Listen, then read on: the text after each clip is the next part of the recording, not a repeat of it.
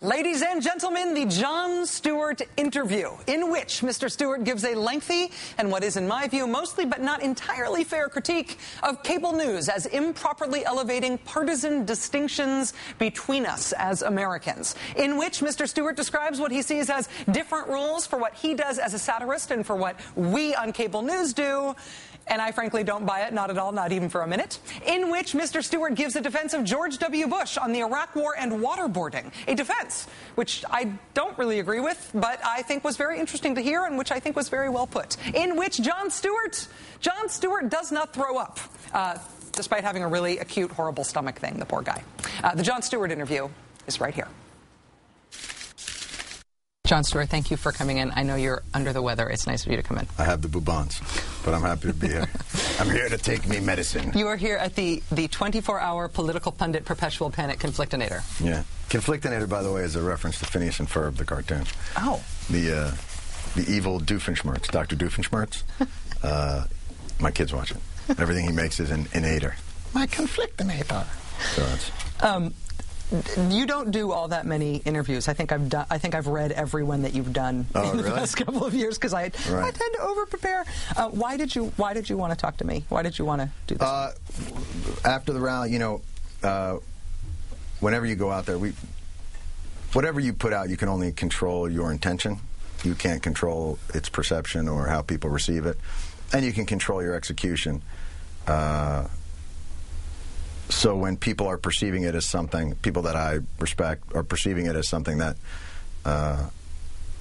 we didn't perceive it as, sort of either two or three things. One is we were inartful in the way that we conceived it and presented it.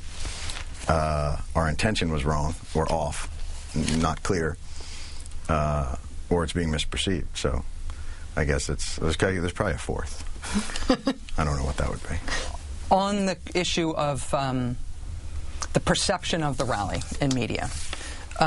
Bill Maher's criticism of it was this. He said, when John announced his rally, he said that the national conversation is dominated by people on the right who believe Obama's a socialist and people on the left who believe 9/11 was an inside job. But I can't name any Democratic leaders who think 9/11 was an inside job. Right. Republican leaders who think Obama's a socialist. It's all of them. Yeah, I mean, that's a paraphrase of what we said. Again, that's probably inartfulness. We didn't say 9/11 was an inside job. What we said was these are Marxists on the left, and that Bush went to war in Iraq.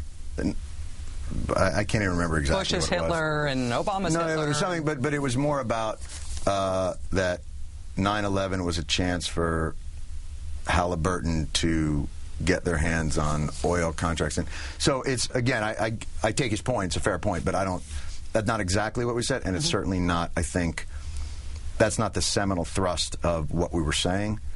Again, the intention was not to say that that's people on the left and that's people on the right. The intention is to say that we've all bought into that the conflict in this country is left and right. Liberal, conservative, red, blue. And all the news networks have bought into that. CNN sort of started it. They had this idea that, you know, the fight in Washington is Republicans and Democrats. So why don't we isolate that and we'll stand back here and that's, you know, Democrats and Republicans will go at it. Red and blue staters will go at it. And what it does is it amplifies a division that I actually don't think is the right fight. But if what you're asking me is, do I believe that? What he's saying, that's what I believe? No. But what I do believe is both sides have their way of shutting down debate. And the news networks have allowed these two sides to become the fight in the country. And I think the fight in the country is corruption versus not corruption. Extremists versus regular. Do you understand what I'm saying? Yeah, but what's the lefty way of shutting down? Well, I mean, Okay, yeah. You've said Bush is a war criminal. Now, that may be technically true. In my world, war criminal is Pol Pot or the Nuremberg trials. Or Harry It's not Truman, saying but then you took that back. Yeah. And I did for good reason, because I don't think he was. And I think that, you know, again, we have to define our terms. But I think that's such an incendiary charge that when you put it into conversation as, well, technically he is, that may be right, but it feels like a conversation stopper not a conversation starter. The complaint was, in the clip reel, we had a woman shouting as an example of dialogue that we were talking about not being helpful. A woman at a meeting shouting Bush is a war criminal. That's really where that came from, not from saying it in normal conversation. Right.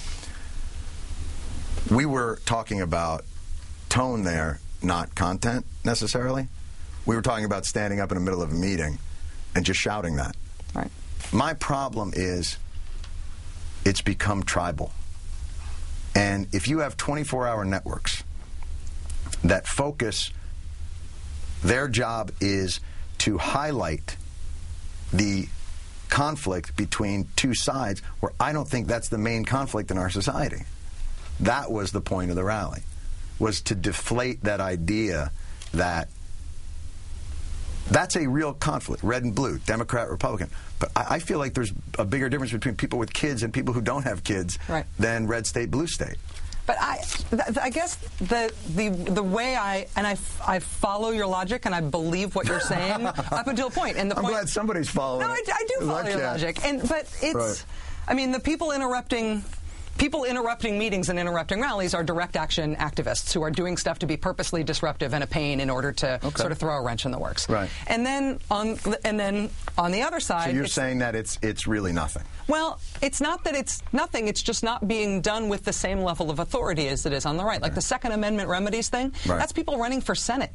But how did you handle town hall meetings when Tea Partiers interrupted the town hall meetings? With the same level of dismissiveness? Or did you handle it with the sense that, what's going on here, these angry people? Who are these angry people? Well, my coverage of that was about it being organized. Okay. Yeah.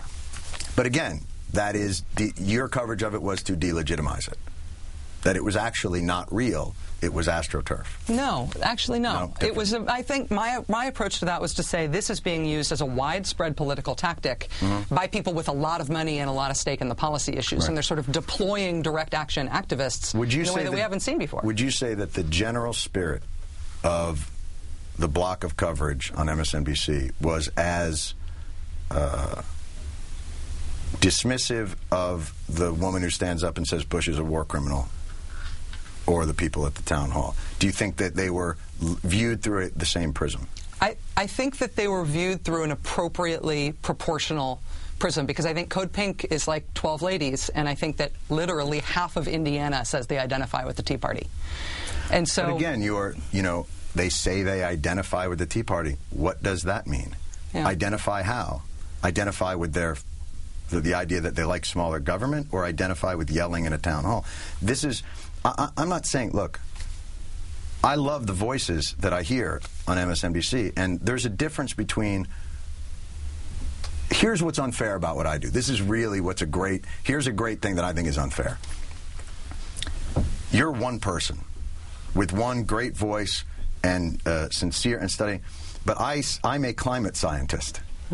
I study weather patterns and climate. You're talking about the weather? And maybe these networks are not meant to be viewed in aggregate, but there is an aggregate. There is an effect. And when people say, well, you're influential too, I'm a 22-minute show.